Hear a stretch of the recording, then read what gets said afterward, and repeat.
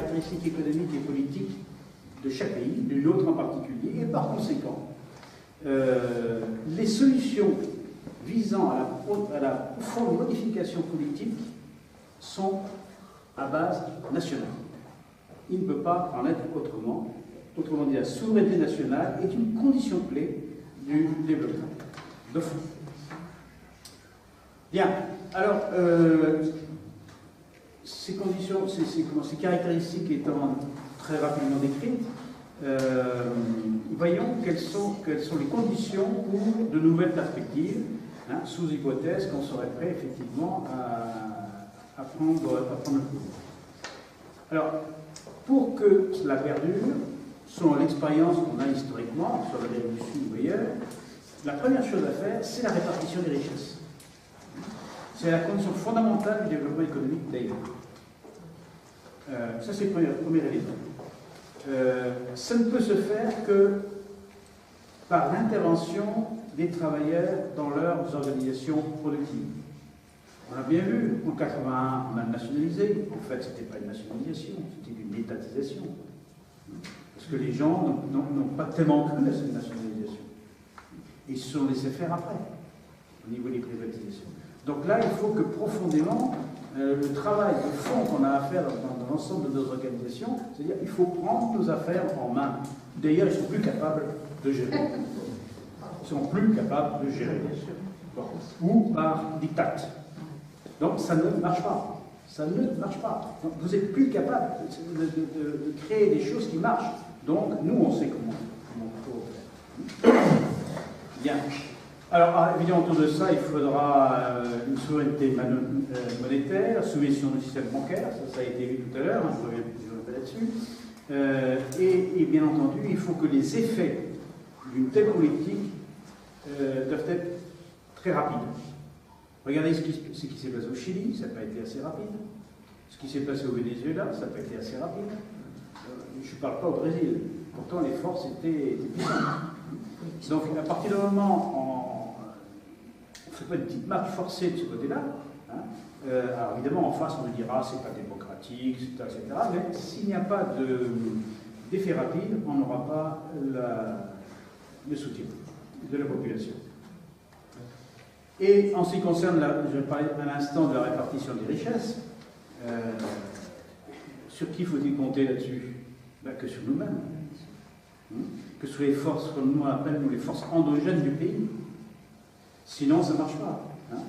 Et pour le moment, je ne crois pas que le processus électoral actuel soit une condition pour y arriver. Bon, c'est un débat qu'on pourra avoir. Bien. Alors, évidemment, il y a des freins. On aura des freins face à cela. Quels sont les freins? D'abord, le premier frein, ce sera évidemment les réactions de pays étrangers, plus exactement sous la coupe des États-Unis d'Amérique. Pourquoi? Parce qu'il faut bien voir que les États-Unis d'Amérique, les entreprises américaines, ont pénétré toute notre haute technologie. Nous n'avons plus aujourd'hui de secteur stratégique français. C'est fini. Depuis l'an dernier, c'est fini. Bon. Donc, par conséquent, il faudra regagner rapidement ce. Et donc, du coup, à partir du moment où on n'a plus la maîtrise, il n'y a plus de cohérence de nos systèmes industriels stratégiques, en grande partie donc vendus à ces capitaux étrangers. Bien. Donc, du coup, par conséquent, perte de contrôle politique, perte de contrôle de la politique agricole, perte de contrôle de l'édification de l'Union européenne, d'ailleurs depuis Pompidou, hein, puisque Pompidou était l'homme de renom, vous le savez, avec le soi-disant couple franco-allemand qui est un leurre. Les Allemands ont regagné leur Germanie et ont regagné effectivement le Mitteleuropa. De la mer du Nord à la Méditerranée. Donc, c'est pas pour rien s'il y a eu le Brexit. Bon, je passe. Bien. Alors, du coup, ben, forcément, comme tu l'as dit tout à l'heure, fragilisation de nos États, hein, diminution drastique des nombres de fonctionnaires, au niveau de l'enseignement, du supérieur, etc. Tout ça est aujourd'hui lézardé. Et donc, par conséquent, forcément, on coule. Alors, ce qui nous a posé beaucoup de problèmes,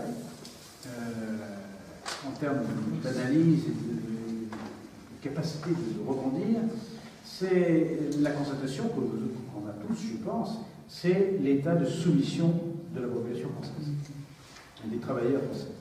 Il y a un état de soumission extraordinaire, dû à la propagande, bien entendu, mais quand je vois des collègues, je suis universitaire, quand je vois des collègues dire « Oh, telle entreprise a été rachetée, mais c'est pas grave, la propriété du capital, c'est pas grave, du moment qu'il y ait du travail, ce soit là, etc. Bon, il en quoi, quelques temps après, il n'y a plus de recherche et développement, l'entreprise devient complètement volatile, etc. etc. C'est incroyable. Jusque dans les esprits universitaires qui, pourtant, devraient être à la pointe de la compréhension d'affaires. Bon. Bien. Et dans les entreprises, eh bien, je m'aperçois qu'il y a beaucoup encore de travailleurs qui sont dans cet esprit de soumission, y compris d'ailleurs parmi les responsables syndicaux. Bien. Alors, tout à l'heure, on a dit que j'étais à la CGT. Non, je ne suis pas à la CGT, je suis au SNESU. Mais je travaille avec vos collègues, vos camarades de la métallurgie, de la Fédération de métallurgie donc à Montreuil là-bas, pour mettre en place, pour réfléchir sur une nouvelle industrie de la santé. Donc, ils ont fait appel à nous et on travaille avec eux depuis pas mal d'années. Je pense que, et c'est là que je me suis aperçu qu'il y avait un recul extraordinaire de la pensée au sein de la CGT, et je crois qu'il faut qu'on regagne ça d'une manière ou d'une autre, de toutes les manières possibles, pour faire reculer cet esprit de solution. Tout comme lorsque je lis économie politique, je lis économie politique, et quand je vois la section économique dire que, après tout, il faut surtout rester dans l'euro, moi, ça me fait rire, parce que je sais très bien, en tant qu'économiste, gestionnaire, etc., et mathématicien, que c'est possible. Bon, donc il faut qu'on discute avec ces gens-là pour tenter de changer de vie. Bien. Alors, à partir de là, l'État est laminé, mais y compris nos armées, qui sont aujourd'hui, certains marines, ils seraient incapables aujourd'hui de défendre le pays. C'est les militaires eux-mêmes qui le disent. Sachez par exemple que les fusils d'assaut, les balles qui servent à ça, sont aujourd'hui produits par les Allemands. Que Comment Oui, c'était. Maintenant, c'est allemand, complètement. Que la tête des ogives MS-21, dit français, sont en fait en Allemagne. Autrement dit, ça veut dire pas question que vous lancez vos MSA parce que vous êtes envahis. C'est plus possible. Et je ne parle même pas des châssis des automobiles militaires qui sont faites en Allemagne. Et que l'Allemagne a interdit d'exporter vers les pays arabes, du Moyen-Orient en particulier. Bon, donc vous voyez que là, on voit que tout est rapport de force. Tout est rapport de force. Et notre diplomatie est aujourd'hui à la part là. Grâce à Kouchner, Juppé, Fabius, etc. Et celui-ci, on n'entend pas d'ailleurs. Mais quand je fais je suis souvent à l'étranger pour mon métier, mais beaucoup de collègues sont effarés de la position soi-disant diplomatique de la France. Ils disent qu'il n'y a plus de diplomatie française, conduite quasi directement par Israël et par Washington. Bon. Donc vous voyez que là, le mal est profond. Le mal est profond. Mais il est possible d'y arriver. Alors, il faudra, bien entendu, pour s'en sortir, commencer par démocratiser les organisations politiques. je n'aime pas tellement parler d'entreprise. Hein. Je préfère le terme organisation collective. Alors je dirais quelques mots là-dessus, hein, on va en discuter. Et l'amélioration du niveau de vie devra provenir du travail associé à un rythme bien supérieur à celle en provenance de l'utilisation du capital privé individuel. Hein. Par les mesures qui sont ciblées et contrôlées par l'État, par un contrôle social des prix. Souvent, dans les pays, par exemple, d'Amérique du Sud, ils nous couillonnent par les prix, hein, en faisant augmenter les prix. Bon. Et en veillant, bien entendu, la liberté de consommer, parce que sinon, ça ne peut pas marcher. Bien. Alors, je passe sur d'autres éléments, parce que le temps passe. Mais en tous les cas, si toutes ces conditions-là ne sont pas réunies en même temps, ça ne peut pas marcher. C'est systémique. Donc, quand vous avez des élus politiques qui nous disent je vous promets ceci, ceci, sans penser à l'ensemble, il va de soi que ce ne sont que des charlatans.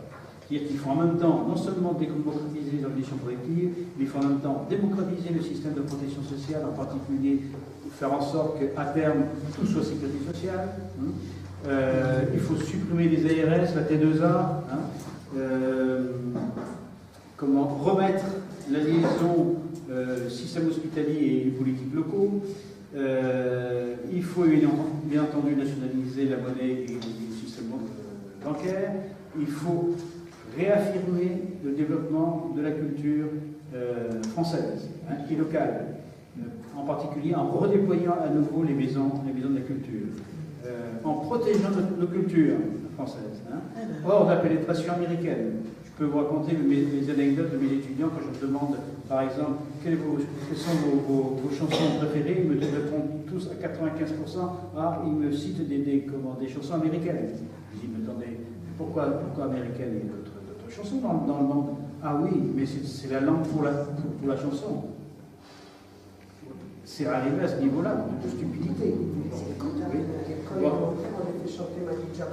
Voilà, bien. Il faudra bien entendu se soustraire de la coupe otanienne et réorienter bien entendu la diplomatie française. Bon. C'est sur cette base-là qu'on pourra remonter l'affaire. Alors socialiser, ça veut dire quoi? Socialiser les entreprises auprès des organisations collectives. Bon, le conseil d'administration doit être plus élargi. Il ne faut surtout pas que les décisions stratégiques soient concentrées entre quelques mains. Donc, quelles qu'elles soient. Il faudra laisser les startups innovantes, les aider à se mettre en place. Les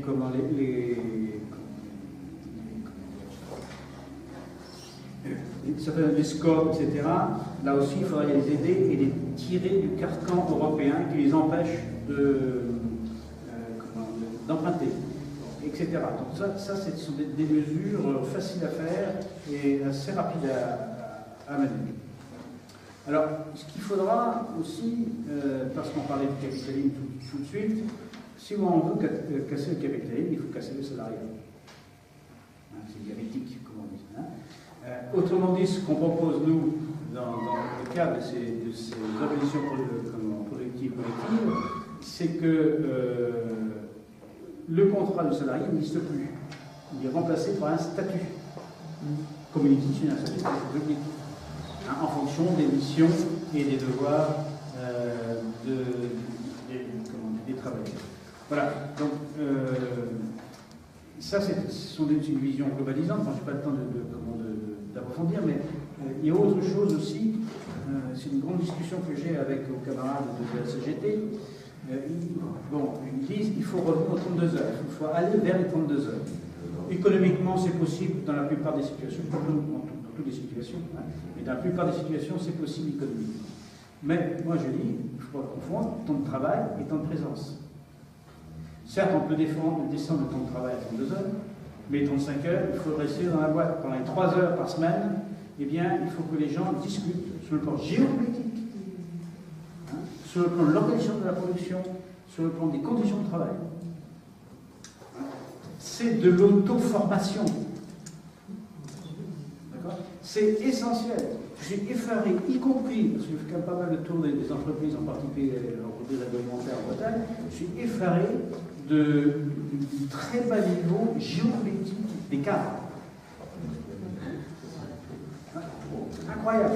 Donc, et forcément, à partir du moment où il n'y a pas de vision géopolitique, géostratégique, il n'y a pas de vision d'entreprise, et les syndicalistes sont entraînés dans ce. Voilà ce que je voulais dire. Alors vous me direz, il faut de l'argent pour ça, mais l'argent, il y en a. Voilà. Alors, je peux vous détailler ça si vous voulez. Juste une petite chose et je termine là-dessus.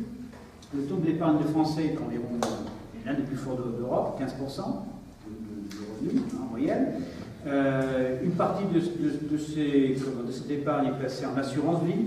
Entre parenthèses, assurance vie, vous avez vu les banques, hein, qu'est-ce qu'elles vous disent elles assurent jusqu'à 100 millions, 100 000 euros. Hein. Au-delà, on va vous compliquer le reste. L'assurance vie représente aujourd'hui en France entre 1 700 et 2 000 milliards d'euros. Il suffit de déplacer 10 à 15% de cette assurance vie qui part en spéculation vers l'industrie et on rachète tout. Parce qu'il faut 300 milliards, c'est tout. Donc on a l'argent pour racheter, s'il faut aller aux entreprises étrangères, et il faudrait le faire vite avant qu'elles nous sauvent. Voilà, je vous remercie de votre attention.